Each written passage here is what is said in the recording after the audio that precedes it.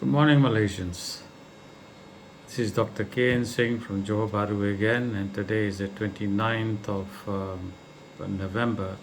The whole year seems to have flown. Another couple of days, we're around to December, Christmas, and a whole new year. And this year has been incredible because a lot has happened this year, much, much more than many years that I can remember.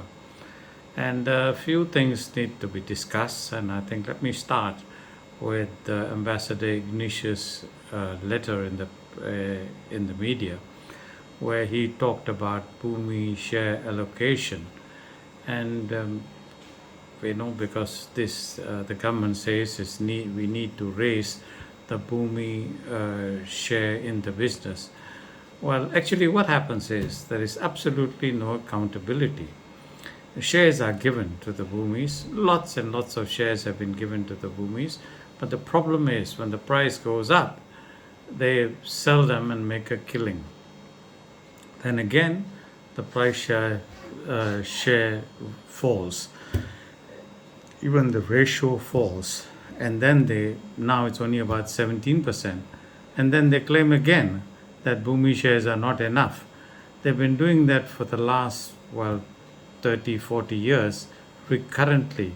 How on earth can the Bhumi share goes up if they keep selling for a profit and don't hold on to them?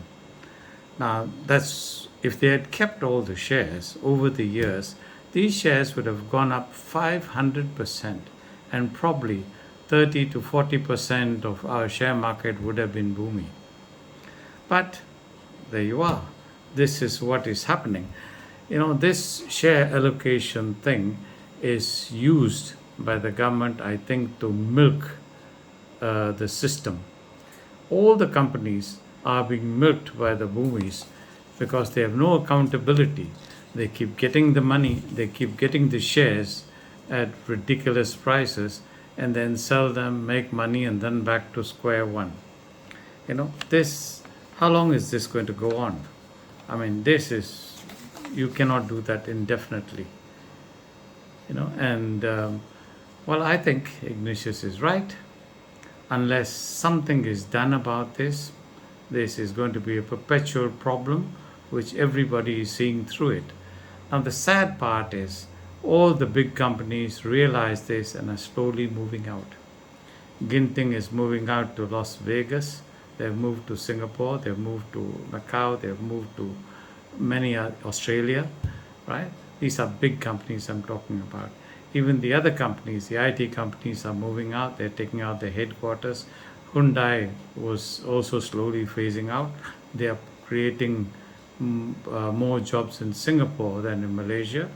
Other big companies are going to Indonesia, and we are going to be really, really stuck because we have no credibility left, and the government insists on milking the system. Next, we have the problem of Malay chefs. You've seen in the media that lots of videos have been circulating where Malays have been spitting in food, and apparently in the media too, some of the Malays says this is a norm. Now, this may have been a joke to start with by somebody, but I think it is going to hurt the Bhumis much, much more than they can ever imagine. Nowadays, people going to a restaurant first ask them, is your chef Malay? And if it is Malay, they just get up and go. I've actually seen this, right? Outside the shop, they look around and look inside. The minute they spot a Malay waiter, they said, there's a Malay waiter here, we don't want to go in. And they go out to other places which have Chinese and Indian waiters and in Chinese and Indian cooks. Now what's going to happen? New restaurants require chefs, require waiters, but there's no credibility among the Malays anymore, and nobody will employ them. And the Chinese and the Indians are now at the premium, and they are going to get higher wages as waiters, much higher wages as chef, and that's how it's going to happen unless something is done and people get, the faith back in the Malays again. So what has that done? It has brought down Malay credibility to such a level that it is ridiculous. And it's affecting the Malays the most. Even jobs as waiters, they're not going to get. They're not going to get jobs as chefs. They're going to have to stick, I'm afraid, to petrol pump attendants, and maybe sell their own nasi lemak, which nobody is going to buy anyway, because nobody is going to buy from Malays, because that is what they have been attributed to do. This, I'm sure it's not true, but it's been going on so long that people are now starting to believe it. That's a really, really sad part. The next thing we need to talk about is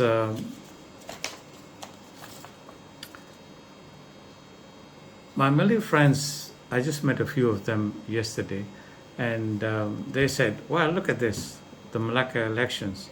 See, UMNO won hands down, and somehow people have forgotten Najib and they have forgiven him, and it's okay. They will still accept UMNO with all the taints that it's had and all the baggage it's carrying. Now, I'm surprised, I must say, at the result, but I can understand it. I can understand why this happened. People, for one, had no credible independent candidate to vote for. All those people got up to stand just because they are fed up and they thought people will pick any alternative, which happened in the last election. In the last election, anybody could have stood in the Pakatan Harapan ticket and would have won. I guarantee you that. But now it's not possible. Not possible at all, because they haven't lived up to expectations. Now, I personally believe UMNO got this number of seats because people wanted to teach Pakatan Harapan a lesson. And it's better to teach a small lesson than a big one in the general election, right? So they punished Anwar for taking in the frogs, which was a big mistake. They didn't win anyway. All the frogs lost.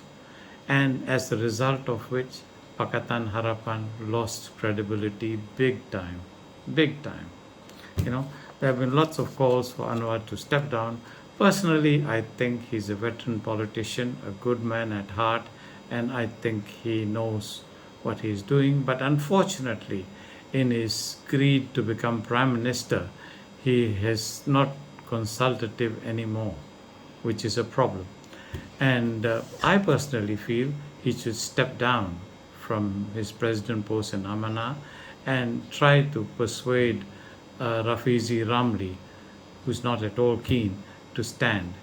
And with a new face and a reputation that Rafizi has, I think Pakatan Harapan in general is going to benefit.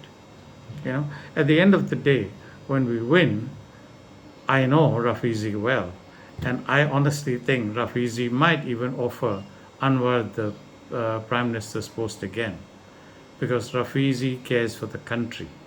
He's not personally goal orientated. He doesn't care. As long as the country progresses and is doing well, he's quite happy. He's in no hurry to be the Prime Minister. That's what's going to happen. And of course, Rafizi can be the Deputy Prime Minister, sort of to keep an eye on Anwar, whatever it is.